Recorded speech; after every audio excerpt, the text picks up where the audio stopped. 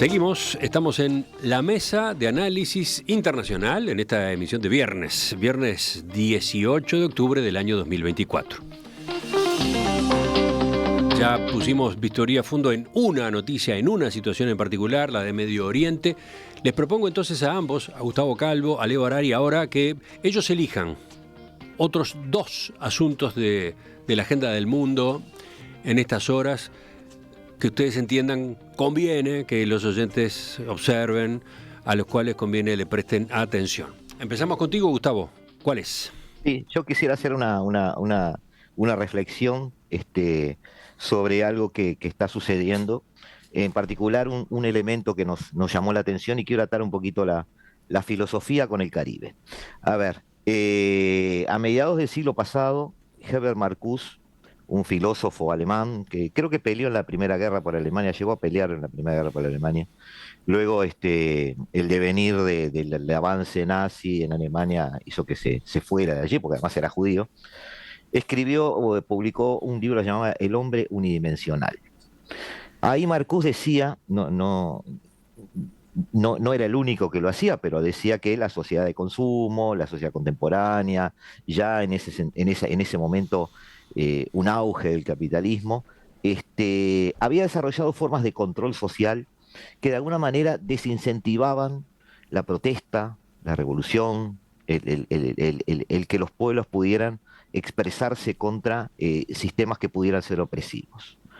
Según Marcuse, los individuos estaban inmersos en la satisfacción de sus necesidades materiales, por lo menos las básicas, habría que ver la teoría de Maslow para eso, y en la búsqueda de ese bienestar se perdía la capacidad de pensamiento crítico y la voluntad de transformación social. No es nuevo, ya Aldous Huxley con su Mundo Feliz, o Orwell con 1984, o esa obra de arte que fue Rebelión en la Granja, algo de esto decían, y hoy podíamos hablar, yo que sé, de autores como el coreano Byung-Chul Han, que nos habla de infocracia y la sociedad de la información. Pero, ¿a dónde voy con todo esto? Este tipo de reflexión me vino muy a la mente con toda la situación que vivió Venezuela. Y mi reflexión a ese respecto es que tenemos que empezar a aprender ya no luces amarillas sino rojas, por cómo un régimen se estaciona en el poder, no le importa nada, ni siquiera la presión internacional, porque de alguna manera empieza a estar seguro de que no habrá un levantamiento, no habrá una protesta. La protesta tendrá su límite. No habrá, si yo tuviera que editar un libro ahora al respecto, le pondría, ya no habrá revoluciones.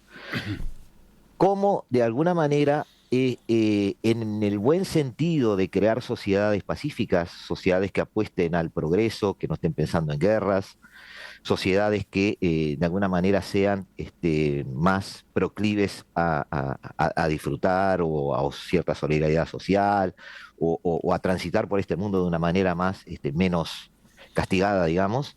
También estamos creando sociedades que son incapaces de pelear por sus derechos de repente o de levantarse frente a algo que a todas luces está eh, pasándole por encima a sus expectativas de vida.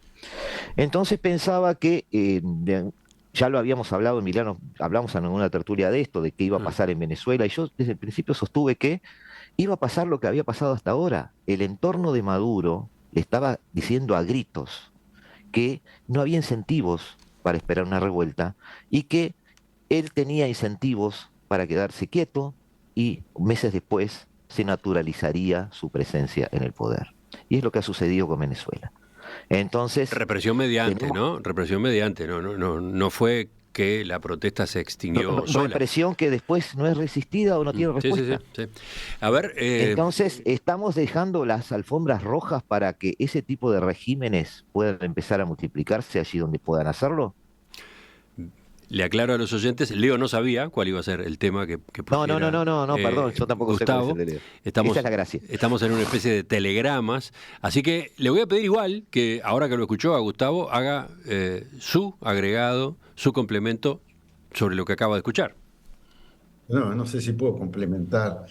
Sí puedo decir que Marcuse fue toda una onda de esperanza para los marxistas de los años 70, 80, los Es cierto. post-hippies, digamos, porque entendía mejor una sociedad de la información, digamos, frente a una sociedad puramente industrial como la que habían analizado más. Pero ya es historia vieja todo eso para mí. Yo lo llevaría con el mismo estado de ánimo, ¿no? De entender cómo se miden las cosas. De nuevo al Medio Oriente. Y no hace mucho en una tertulia hablábamos de que hace 37 siglos, en el Medio Oriente, donde nacieron tantas cosas, en particular la cultura judeocristiana y occidental, hubo un salto espectacular en la concepción del mundo gracias al rey Hammurabi en la Mesopotamia, que un poco desbordado por la afluencia de extranjeros, estaba en la luna fértil, era tierra rica y era un imperio importante y venía gente de todas partes con diferentes creencias, y entonces creyó necesario grabar en piedra normas de convivencia, y ahí quedó la ley del talión, que le dio nacimiento a la justicia retributiva. Cambió la historia de la humanidad con eso. Hoy todavía la mayor parte, prácticamente, salvo en las teocracias, de la justicia está basada en la proporcionalidad. No, mismo la defensa propia, creo, vos decías, el derecho a defenderse, sí, a defenderse proporcionalmente, está en todos los códigos. No es que vienen a golpearte con una escoba y vos le tirás con una ametralladora. Eso no es defensa propia. Tiene que ser proporcional. Un escobillón puede ser, una aspiradora puede ser, pero una ametralladora no. Bueno, la esperanza que tenemos nosotros es que de ahí mismo nazca, no de un rey Hammurabi, pero de un movimiento popular, un nuevo nivel de conciencia que corresponda con los desafíos que tenemos hoy en día. Porque cuando empezás a analizar, está bien, y lo tenemos claro porque siempre hablamos de los relatos. Los relatos son muy importantes, pero estamos usando relatos viejos. Todos son más bien justificaciones que relatos. El relato no es solo una justificación de lo que estás haciendo, es una manera de ver el mundo. Depende de cómo vos sientas, pienses o creas que somos los seres humanos, es como vas a ver que tiene que ser la sociedad y el mundo. Y ahí termino, porque eso es tan interminable como la guerra de Gaza. Termino diciendo que biológicamente somos capaces de ser buenos y de ser malos. O dicho de una manera un poco menos poética, ser egoístas o ser altruistas. Esos son los dos motores de la supervivencia de nuestra especie. Porque somos capaces de las dos cosas. Y está lleno de ejemplos. Si vos te pones un día y decís, solo voy a dar buenas noticias y solo voy a hablar de actos heroicos y de actos de lealtad y de actos de solidaridad, tenés para llenar una buena y nutrida emisión, tanto como la llenamos con las desgracias que están pasando aquí o allá. Entonces, no sé si va a ser en el Medio Oriente o no, pero sí sé que estamos en el amanecer de una nueva manera de sentir y de ver el mundo. Y esa es la única salida. Y ahí hay que superar el déficit de solidaridad y acentuar, crear un superávit de solidaridad. Claro. Y por acá lo dejo porque así después escuchamos el otro tema, el de Leo, con los comentarios de Gustavo. Están quedando unos cuantos temas para pensar en el fin de semana, ¿eh?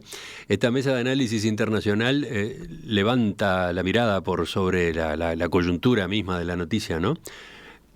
Ya tienen por lo menos un par de inquietudes para anotarse y compartir con amigos, si es que no tienen otra cosa de la que ocuparse entre sábado y domingo. Ahora, después de la pausa, vamos a ver con qué sorpresa viene Leo.